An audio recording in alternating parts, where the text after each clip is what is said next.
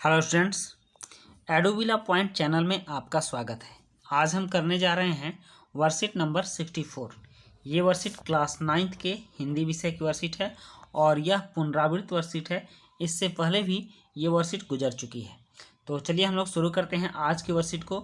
और आज की वर्कशीट में हम लोग गद्यांशों को पढ़कर पुनरावृत्त कार्यपत्रक है ये, गद्यांश को पढ़कर प्रश्नों के उत्तर देंगे। तो आज का गद्यांश क्या है इसको हम देखते हैं। कह रहा है वह नेपाल से तिब्बत जाने का मुख्य रास्ता है। लेखक को तिब्बत जाना है और वह तिब्बत जाने के लिए एक रास्ते के बारे में बता रहे हैं। यह रास्ता नेपाल से तिब्बत जाने का मुख्य रास्ता है।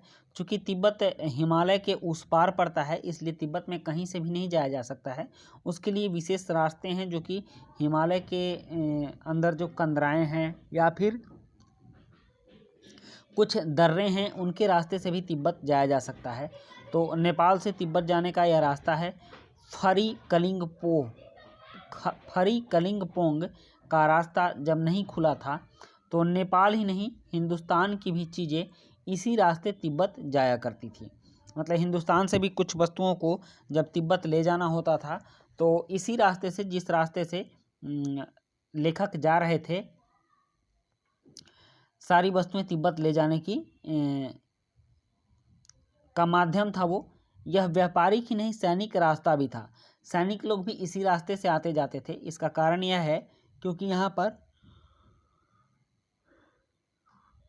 जगह जगह फौजी चौकियाँ समझते हैं, वैसे सेंटर होते हैं जहाँ पर कि कुछ फौजी रहते हैं और वो रास्ते में सुरक्षा का देखरेख करते हैं या फिर किसी देश का प्रतिनिधित्व करते हैं, किसी देश के हिफाजत की व्यवस्था करते हैं। तो उन जगहों को फौजी चौकियाँ बोलते हैं। और किले बने हुए थे, मतलब फौजियों के रहने के लिए, सैनिकों के रहने के लिए किले बने हुए थे, जिनमें कभी चीनी पलटन रहा करती थी। सैनिक के कंपनी को पलटन बोलते हैं। तो वो पलटन रहा करती थी। आजकल बहुत से फौजी मकान गिर चुके हैं, अब वहाँ फौजी नहीं रहते हैं और वो फौजी मकान आजकल गिर चुके हैं। दुर्ग के किसी भाग में, दुर्ग मतलब जिसमें फौजी रहते थे, किला जो चारों तरफ से घिरा होता है उसको दुर्ग बोलते हैं। तो चारों तरफ से घिरा इसलिए होता है क्योंकि उसमें रहने वाले फौजी सुरक्षित रह सकें। तो किले के, दुर्ग के किसी भाग में जहां किसानों ने अपना बसेरा बना लिया है, वहां घर कुछ आबाद दिखाई पड़ते हैं। आबाद दिखाई पड़ते हैं मतलब कुछ लोग उन घरों में रहते हैं, आबादी है इसलिए वो आबाद दिखाई पड़ते हैं। ऐसा ही परित्यक्त एक चीनी किला था। परित्यक्त चीनी किला मतलब छोड़ा हुआ चीनी किला। सैनिकों ने जिस किला को छोड़ दिया उसी तरह का एक परित्यक्त चीनी किला था। हम वहाँ चाय पीने के लिए ठहरे। लेखक भी वहाँ चाय पीने के लिए ठहर गए। तिब्बत में यात्रियों के लिए बहुत सी तकलीफ़ें भी हैं। यात्रियों के लिए तकलीफ़ें हैं और कुछ आराम की बातें भी हैं।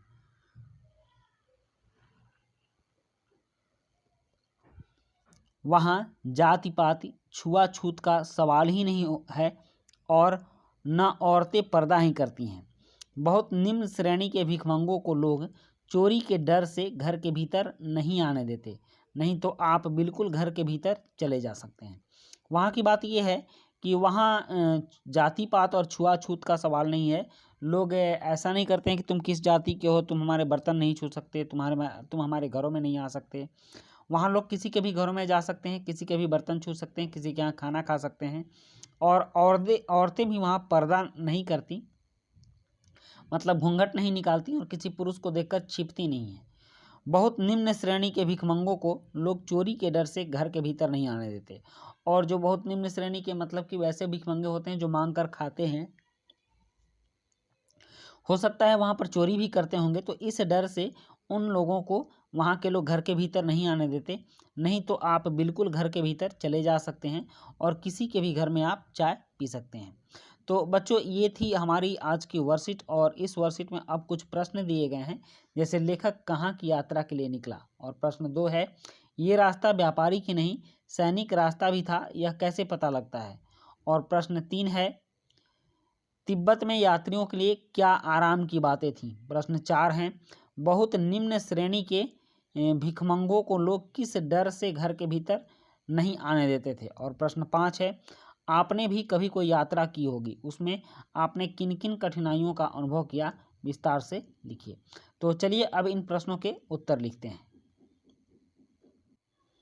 प्रश्न 1 है, लेखक कहाँ की यात्रा के लिए निकला। तो इसका उत्तर है, लेखक तिब्बत की यात्रा के लिए निकला। और प्रश्न 2 है, यह रास्ता व्यापारिक ही नहीं सैनिक रास्ता भी था, यह कैसे पता लगता है। यहाँ पर आप लोग यह पढ़ेंगे, यह कैसे पता लगता है। तो इसका उत्तर है, रास्ते में जगह जगह फौजी चौकियाँ मिलने से यह पता लगता है कि यह रास्ता व्यापारिक ही नहीं सैनिक रास्ता भी था।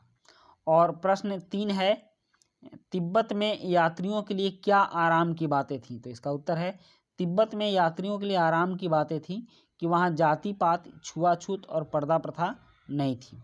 उसके बाद है प्रश्न 4, और प्रश्न 4 है, बहुत निम्न श्रेणी के भिखमंगों को लोग किस डर से घर के भीतर नहीं आने देते थे। तो इसका उत्तर है, बहुत निम्न श्रेणी के भिखमंगों को लोग चोरी के डर से घर के भीतर नहीं आने देते थे।